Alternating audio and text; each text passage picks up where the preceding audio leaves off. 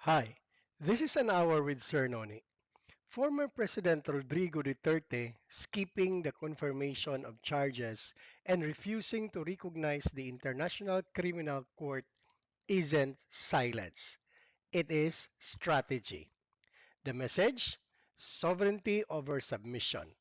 By rejecting the ICC's jurisdiction, he doubles down on the narrative his base understands. Filipino answer to Philippine institutions, not foreign tribunals. For supporters, that is strength, defiance, and consistency.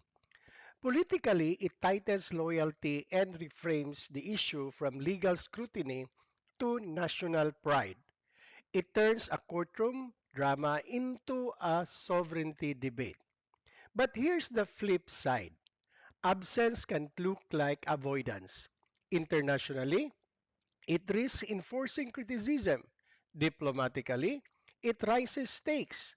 Legally, refusing engagement may narrow maneuvering space. So, is it good or bad? Short term, it it rallies the faithful. Long term, it's a gamble on how history and institutions will judge the move. In politics, defiance can be powerful, but legacy is decided beyond applause. Thank you for watching.